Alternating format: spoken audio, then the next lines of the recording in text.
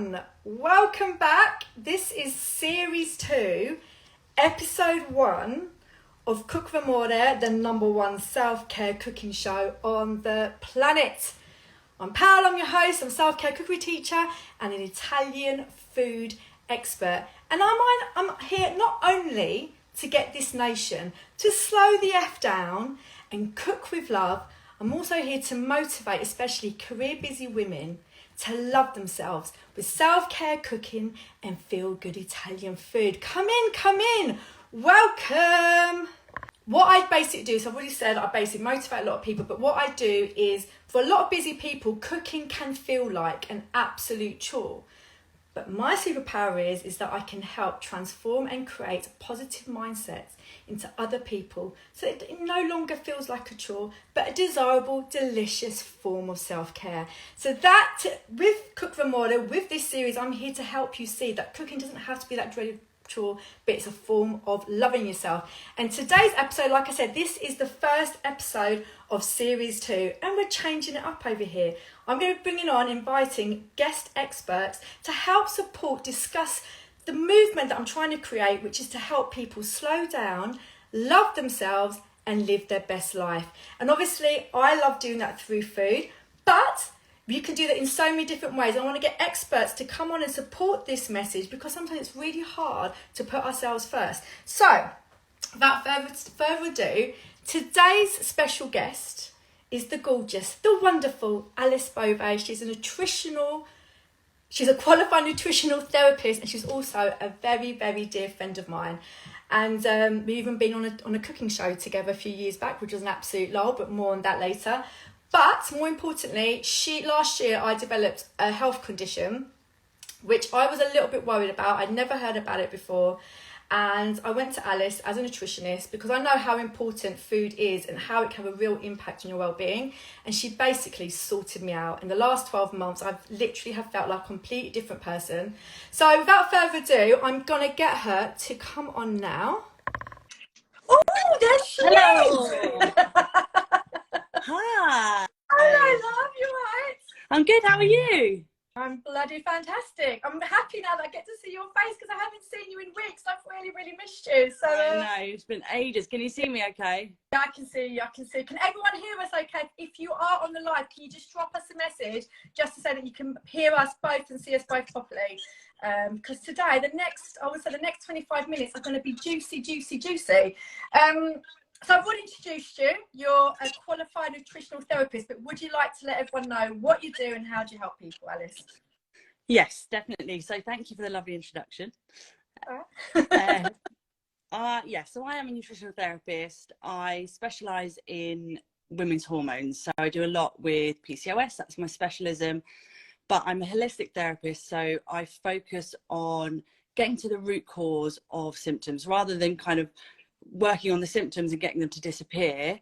I like to find out why they're there and then work on it from the root to start to really try to reduce the symptoms and get people feeling good again, basically. Which is basically what you did with me last year, because Yeah. I had certain symptoms. You won't go into detail, people don't need to know the exact symptoms, but I think there were a few symptoms which we'll talk about later that I just thought was just part of being a woman, part of life. Being over 40, I was like, well, this is just basically what life is now. Yeah. Blah blah blah. But when I came to you, we identified a few things and literally turned it all around, which was amazing. But I thought, let's get this conversation kicked off, my love. And what I would like to talk about first is what are everyday habits that you see your clients come to you that they do that you know instantly could be negatively impacting their well-being? Because we know right now, and I feel like we know that, especially there's been a lot of press, which I'm really happy about, it's finding the news that what we eat does have a direct impact on our well-being. Now there's actually research results coming back. But what would you say are the main reasons why someone may not be feeling their best? I think there are so many different things that you could go through, but one of the things I wanted to talk about today, because I think it ties in nicely with your whole ethos is the whole processed food thing. Yeah. So I think there's been so much in the press recently about ultra processed foods, what they are, and I kind of feel like if you go for a McDonald's or you go for a piece of cake or you get some chocolate, you kind of know what you're getting there. You know you're having something a little bit naughty, or I don't like to say naughty, but you know what you're getting. But I think a lot of the time at the moment, sort of 50% now of our diets are made up of ultra processed foods, and I think for kids it's even more. It's something like 80%, and you can just see that when you walk down the food aisles. There's just laden with snacks and foods that are kind of moonlighting as health foods. So a lot of people are coming to me like, I'm eating really healthy, when actually when we kind of break down what they're eating a lot of sort of super processed foods that say that they're health foods, actually our bodies aren't recognizing. And more can you give an example, like for anyone that's on here, like can you give an example, like what are the top 2-3 things that you see people go, I'm eating healthy, I'm eating X, but actually you're like, oh, it's actually not that good for you? What would they be? I think the top 3 would be plant-based milk, so that's a massive one at the moment. You can find some decent ones, but a lot of them are filled with sort of stabilizers and additives and preservatives and seed oils, which we know now are really, really inflammatory in the body. So I think that's a really dangerous one, because you kind of think, because dairy's kind of been demonized a lot recently, and you think you found this alternative, you can have unlimited amounts, when actually it's probably not the best for your health. Another one is fake meat. So I know that's got massive press recently, and are we talking personally about plant-based meat, so things that are made out of plants, or are we talking about like what's that lab grown? Yeah, like fake meat basically. So I'm talking about plant-based meat. Right. I mean, lab grown meat is a whole other thing, but plant-based meat, so things that is made from sort of super processed soy, loads and loads of additives, again lots of seed oils, and it's just lots and lots of ingredients that our bodies don't recognize. So I like to go for sort of whole foods as much as possible, which is single ingredient, like an apple. And then you kind of look on the back of those things, and there might be 30 ingredients. And if you don't recognize it, your body isn't going to recognize it either. That's a really, really good tip. And I think just because of the way the world is right now, especially in the UK, with like, convenience, people want convenience, people want to save time. But I feel like if we actually understood that sometimes we're doing more harm than good by opting for more convenience, time and money savers, that actually the best things we can put into our body is just simple, just like everyday food. So everyday plant food, in the sense of like chickpeas, vegetables, grains, all of that sort of stuff. And then like your meat, there's nothing, I mean, from my understanding, as long as meat and fish is really good, like good quality, it's really good for you. But I feel like there are certain things that have been demonized in the press, and I feel like we're complicating our diets more than we should be, especially if you don't actually need to take things out, but people starting to feel like they have to. What else would you say? What other things that people do every day that you think could be really impacting?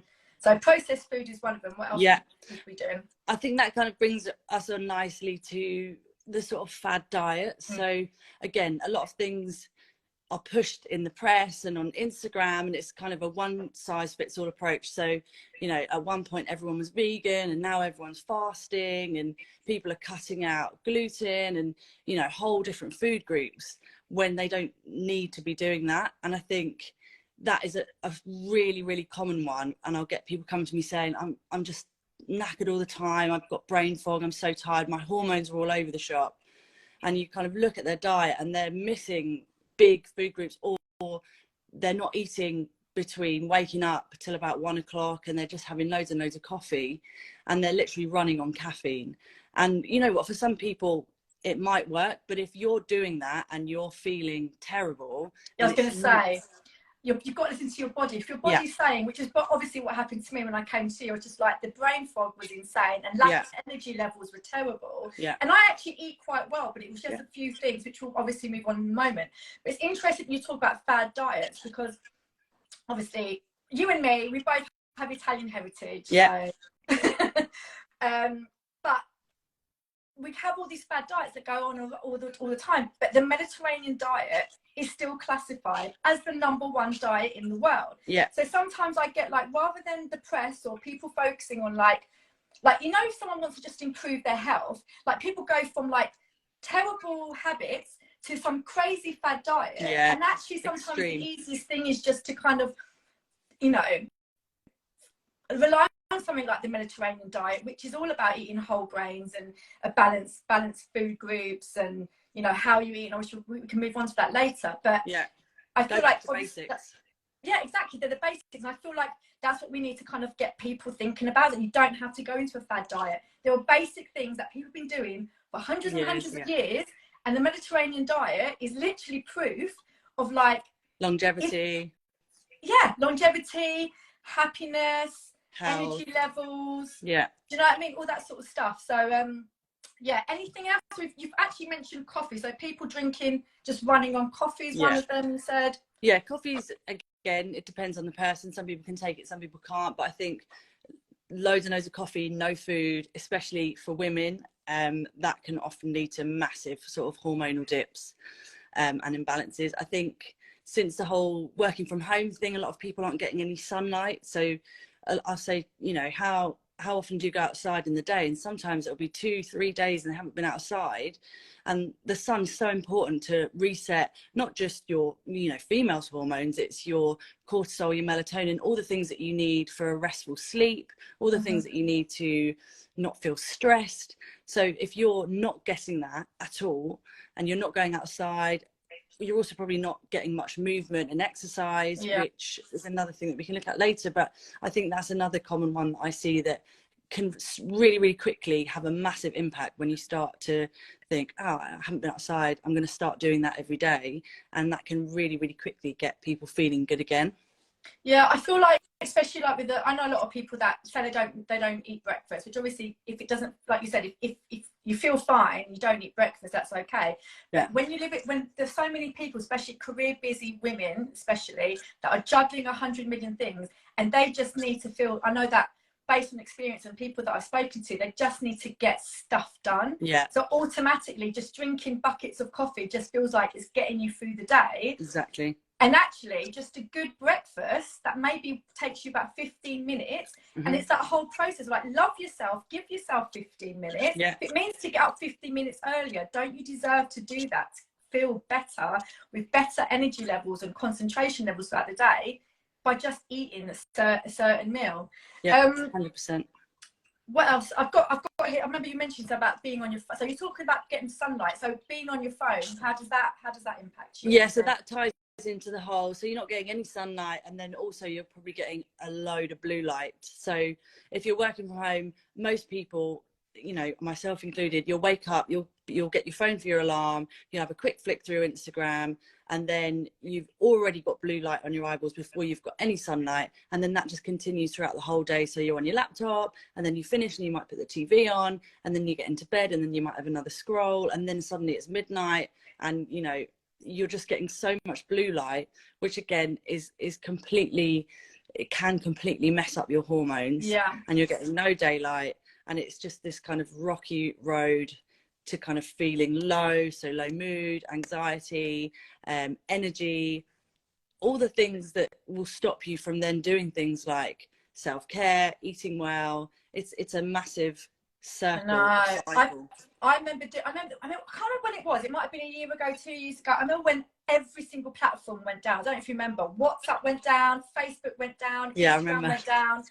And so people were basically free. And I did like a poll the next day. And I was like, what, you know, did you not realise that not having that time on your phone just gave you like 2 hours of your evening back, possibly? Like, oh yeah, you know, if it wasn't for my phone, I would be cooking more, was what a lot of people said to me. And I was like, you need to repeat that back to yourself. You're saying that your phone is a barrier to you wanting to take better care of yourself. And so I find that it's really, like, for you to actually say that, it not only does it stop you, like, obviously the light thing's not good for you, but actually the fact that it's holding you back, it's taking time away from you. And I think that's a new mindset a lot of people have got to get into. I definitely agree. It is like the thing that makes you procrastinate. You can sort of be sitting on the sofa, and then 2 hours have passed and you haven't I don't know, done that bit of work, or like you said, cook for yourself or go to the gym. So aside from the fact that blue light is actually kind of taking over, it's stopping you from doing all those things as well. So yeah, that's a big one, really big one. So I'm just saying, for anyone who's on, if you want to ask us any questions, please ask us questions. We'll have time at the end to go through anything. But if there's anything that we've said that's resonated with you, or if there's any habit that you think of that might be negatively impacted, or if you want to ask, you know, if you're doing something right or wrong, just drop us a question in the message in the live box and we'll get to you at the end. So that was super, super interesting, super useful, because I feel like a lot of those things that you mentioned are what a lot of people do daily, like not getting out in the sun enough, doom scrolling on the phone, choosing convenience or these healthy ultra processed options, fad diets, all those things, running on coffee. Like, these are everyday things that if people just were a bit more mindful with it, they could instantly improve their well-being and health. So moving on to the second question is, obviously this is your job, you have clients, you help them improve their health, help them make them feel better, especially with their female hormones.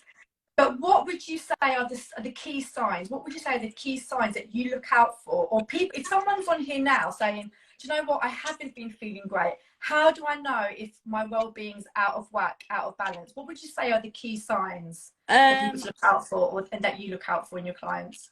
So again, there are loads, but I'd say the most common, well, first of all, I'd look at nutrient deficiencies. So a lot of the time people haven't had their blood test, or had a blood test for years, or they've had their blood test back and they've all come back as normal from the labs. And a lot of the time, well, I will always look with my clients to see where they're at. And a lot of the time, for iron, for example, or B12, the things that you need for energy and for brain fog and all these things, and hormones, if they are just sort of even like 0.1 above deficient, they won't be flagged. So I would probably say 80% of my clients are below average, or where they need to be with certain nutrients. So that's a massive one. So again, things like iron, vitamin D is another big one, B12, folate, all these things that we need and should be getting from our diet, but a lot of people aren't. And being low in those, not necessarily deficient to the point where you're, you know, you've got a clinical illness, but you are still walking around functioning at sub-zero, that is a massive one that you can correct quite quickly with diet and sunlight and supplements and things like that. So what are the symptoms? I know, for example, my situation was energy levels were on the floor. I was going for naps like every 2 hours. I was I would do a bit of work and I would have to go to sleep. Brain fog was the craziest one. Again, memory loss, like, and this is because I had things out of balance. Like, is there anything else that you can suggest to those that are watching that, you know, could be symptoms, and maybe we could suggest them to go and, you know, speak to nutritionists, someone like yourself, or maybe go to doctors if they're not, because I think it's important that people that are watching this, if you have any sort of symptoms that make you feel like you're not fully functioning or you're happy, because I definitely wasn't happy. I was miserable the way I was feeling because I didn't feel like I could live my best life.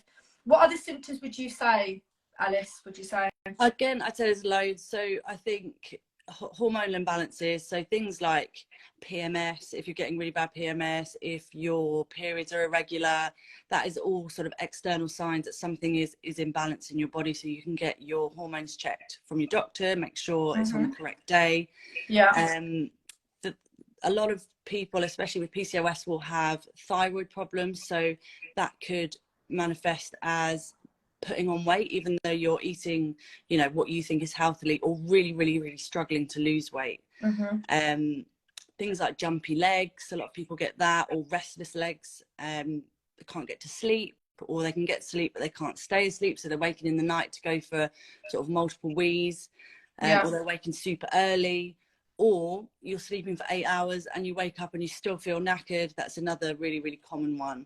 So all these things that you wouldn't think, oh my God, there's something seriously wrong with me, and your doctor would probably say, you know, you're fine, there's nothing really going on here, but you're feeling like you're going a little bit crazy because, you know, you're knackered and you're just walking around in a bit of a bubble. So I think especially because this is my area of expertise with women and hormones, it's almost kind of always put down to, oh, you're hormonal, oh, you know, you're meant to have PMS and we have to put up with it as women. But actually, your periods aren't meant to hurt. They're not meant to make you feel like wanting to kill someone. That is a sign that, you know, maybe they're not being excreted from your body correctly, or, you know, there is an imbalance somewhere along the way, and it can be fixed once you find out what it is. That was me. Yeah, that was you. That was me. Exactly. Obviously, I've never had a PMS rage on Instagram. I think I only had one recently, but I also had 2 pints of beer, so that would have been it as well. But yeah, they're real. They're a real Pardon? thing. I think some women have actually been let off murder because of PMS rage. Mate, honestly, like I used to have it so bad, and since like you helping me out with my hormones, like just an absolute game changer. But I think that's why it would be really good if we move on to the next point. Yeah. Because actually, we'll talk about some of the things that you even suggested to me. I remember when I asked you, I thought my whole life was going to be like, I was going to have to completely change my life. But actually, it was so refreshing to know that there were these really easy tips. Yeah. And actually, I was doing some of them already, obviously through my healthy eating and my cooking and all of that. But what would you say, what tips would you suggest anyone on here that is feeling like they're functioning, you know, on sub-zero, not being their best? What everyday tips could you suggest to everyone today they can start doing tomorrow?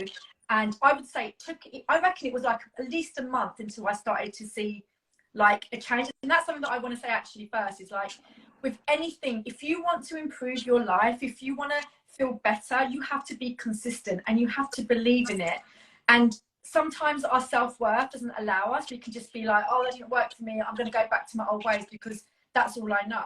But it's really important that you remain consistent, and I have been so blimmin' consistent because I love myself. Exactly. And it's had a massive change. So do you want to tell us what those tips are? Yeah, definitely. And I think that is a really good point. It is a form of self-care, and it doesn't take very long to get results. So a month is great. Some people, with some of the things I'm about to say, they can start to feel differently within a week. So I think probably number one would be to try and cook 80% of your meals at home.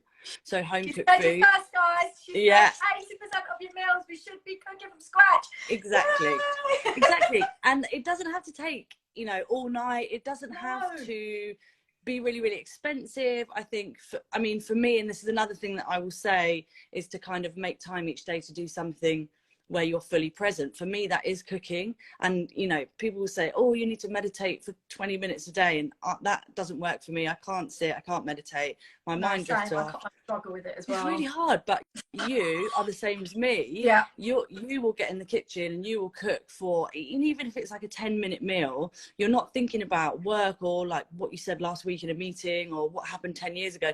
You are just focusing on the next step. And that is a form of meditation. So you're killing two birds with one stone. You're cooking at home. You know what's going into your food. You're not having too much salt or too much sugar or all the crap that they put in to make it taste nice. You're making food that you like. You're probably saving money, but also mentally, you're really, really helping yourself then to kind of stay present and do a little bit of kind of meditation there. It's a form of self-love. And I mean, this is literally what my page is all about. But like, cooking is more, I always say cooking is more about, it's not just about suppressing your hunger. It's a form of self-love, because like exactly what you said, it's about being present. There's like, in my membership and with my clients, I teach about mindful cooking and mindful eating, which is all part of it. It sounds a little bit zhuzh, but it really is. It's really simple. It's really easy. And like you're saying, by eating better, as in like cooking foods from scratch, you're eliminating all that crap that you could be putting in your body that's making you feel shitty. And it's all about, we are on this planet, we're only on here for like a certain amount of time, so we should be living our best lives. So putting ourselves as a priority is the best thing we can do. And that tip's fantastic. Anything else you would suggest? And just on that point, to loving yourself, but also you should be feeling good. You shouldn't be walking around feeling like crap. And that's not just part of being an adult or getting older. That's a sign that something's kind of not quite right. So that's one. I think also have breakfast. If you're feeling crap and you haven't got any energy and you're skipping breakfast and you are fasting, have a high protein breakfast. So a lot of, again, I keep going back to it, but the sort of big food companies and press will have you believe that, you know, muesli for breakfast is great or toast for breakfast is great, and it's actually not. Even if it says 1 of your 5 a day or loads of fiber, blah blah blah blah, you have to have some protein in your breakfast. It will stabilize your blood sugar, stabilize your mood, stabilize your energy. It will make you feel full for longer, so you won't be snacking as much. So it will suddenly get to lunchtime and you think, oh, it's lunchtime already. And if you can get that within an hour of waking up, then even better. But 3 eggs is always my go-to, my recommendation. And that is one that literally can work in a couple of days, of people saying, I can't believe how much energy I've got. I can't believe how good I'm feeling. And also, I can't believe that, because you are told that eggs are bad for you, they're high in cholesterol. It's a load of rubbish. They are not. And 3 eggs a day is absolutely fine. I have to say, my breakfast has become my self-love ritual every day. It's like, everyone get out of my way.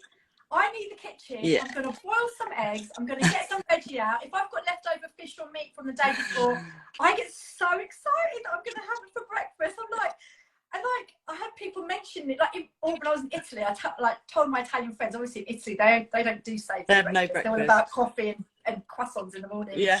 But I have literally become, I was someone that never had breakfast. Like, I was a faster.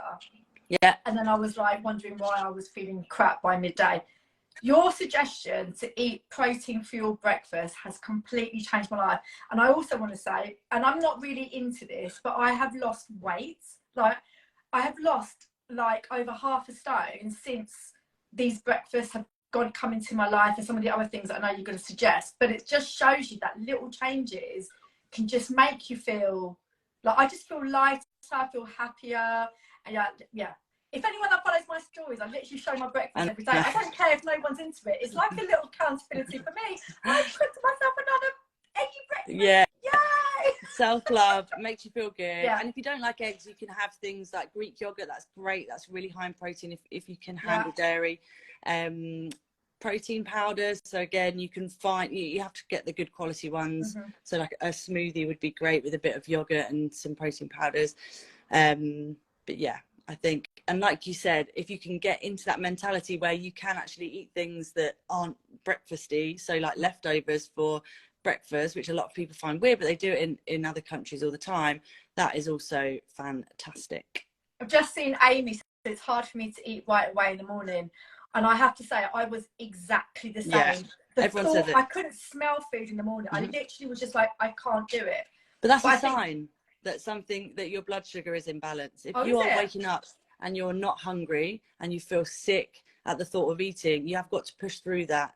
And as soon as you do it for a week, that will disappear. But you suggest that only if someone's not feeling their best in the day, right? Because you say some people don't always have to have breakfast. But if you're someone who isn't feeling their best and optimum throughout the day, and they're skipping breakfast, introducing breakfast could actually help. You know, help. And if you are feeling good, but it helps me.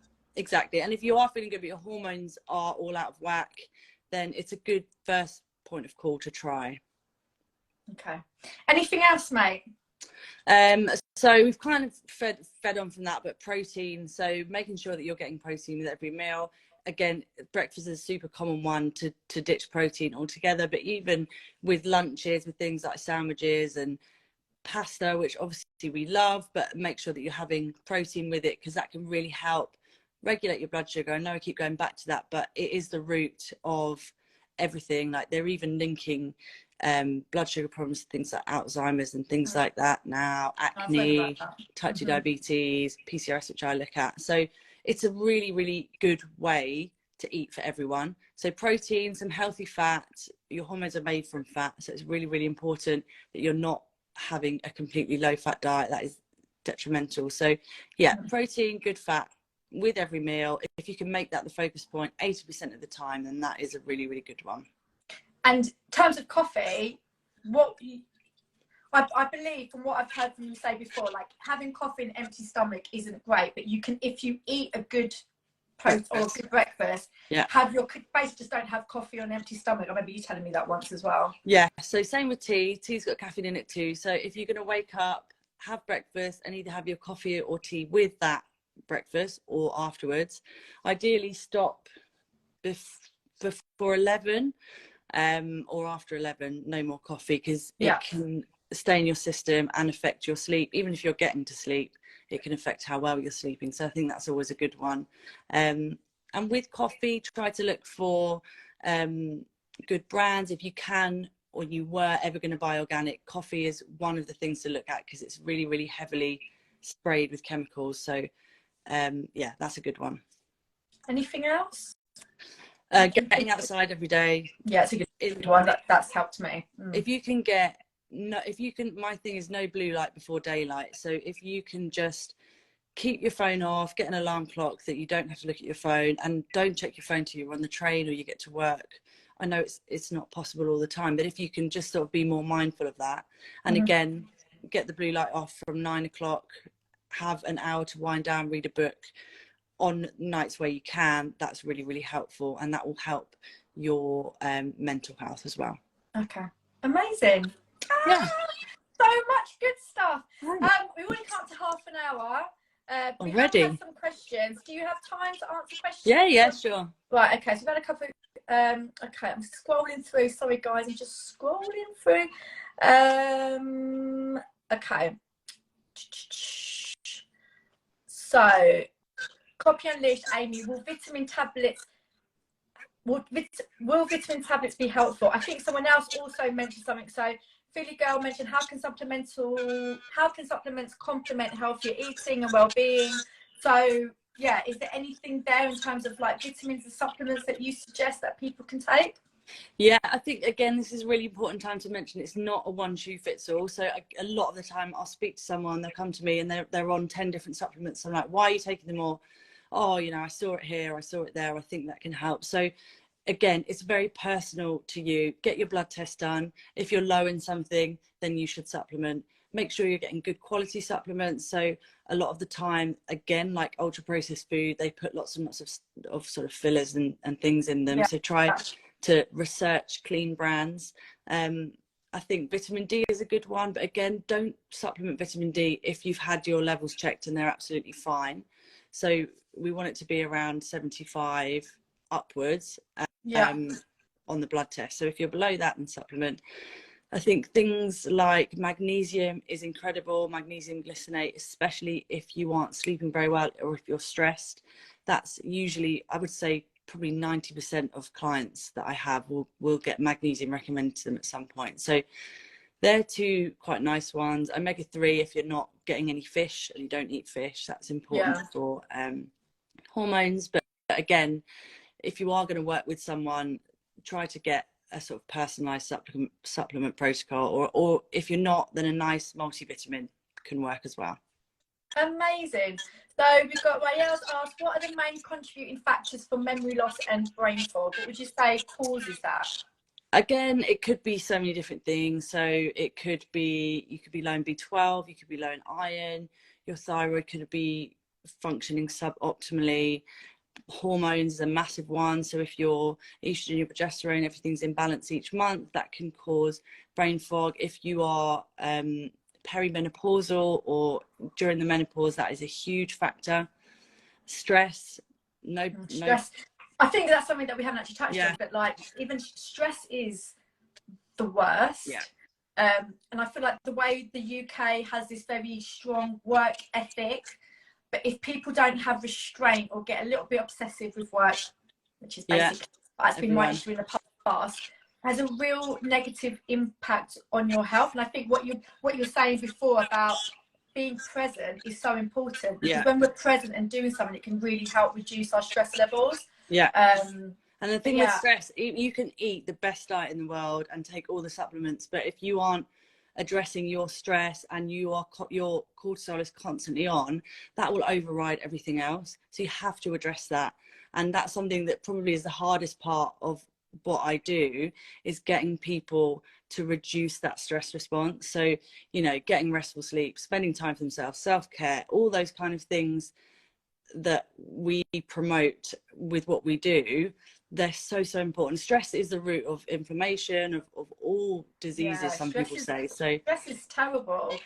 So if you're someone who, if you're on here and, you know, you're a hustler, you work hard, you love what you do, but you get it, but if you ever start feeling like stress, and chronic stress is terrible, you need to remember that it's not okay. Like you shouldn't have to do, you shouldn't have to deal with that level of stress, and it could negatively impact you in the future. I think the condition that I had was relatively, I'm not 100% sure, yeah, but based on, if I look at what my life was like the two years prior, especially through lockdown and everything, yeah, I wouldn't be surprised if stress was a contributing factor for me getting that condition. So absolutely, it gave me a wake-up call, and hence why now I talk so much about self-care, because if I carried on the way that I was going, yeah, I don't know, I probably would have stopped doing what I was doing and just not being really, generally just not living a happy life. And that's not why we're here. You know what I mean? exactly. We're here to have a happy life. Okay, I think fill this hot water with lemon and salt benefits. Yeah, so that's great especially for hormonal imbalances. It can help the liver, so we need our liver to be functioning well to sort of clear out all your used hormones. Yeah, it's also great to properly hydrate you. So a lot of people, I don't know if you know, you get halfway through the day and you're like, I haven't had any water, so you're down 2 pints. That kind of goes straight through you. So if you're sipping water even throughout the day with some lemon and salt, that helps it get into your cells and feel super hydrated. So that's a really nice habit that you can add in. Amazing. I think those are all the questions now. Great. Thank you so much for joining me today, Pleasure. Aless. Really enjoyed Bob, it. as I like to call you, Bob. Bob, yeah. That's my nickname. How can anyone find you? If people are interested, if people want to get some help, how can they find you? So you can find me on Instagram. So it's at the.pcos.expert. Same on my website is www.thepcosexpert.com, or if you want to email me, it's alice@thepcosexpert.com, but ALESS. Amazing. And I just wanted to say, obviously, you may already know I've been talking about it for months, but I'm super excited. It's under a month now until the launch of the Self-Love Cooking Club. And obviously it's a space for career-driven women, self-care enthusiasts that want to find a space to de-stress, make time for themselves, and cook delicious, feel-good, healthy Italian food. So if you're interested in that, you can join the waiting list. It's in a link in my bio. And secondly, all this information, obviously you can watch back in the video, but I will be sharing some of these tips in my weekly newsletter, Cook with Amore. So if you want to join that now, you can also go to my link to my bio, and you can also join my waiting list, or just DM me for any of those 2 bits of information. Like I send it over to you, or if you want to contact Bob directly, contact it through DMs, or if you need your information, contact me. We will help you the best way that we can. But thanks, mate. It was absolutely amazing. I've enjoyed it. It's my first live. You were amazing. Wasn't she amazing, guys? She was so cool. I loved it. All right. Lots of love, guys. Lots of love. Thank you. Bye.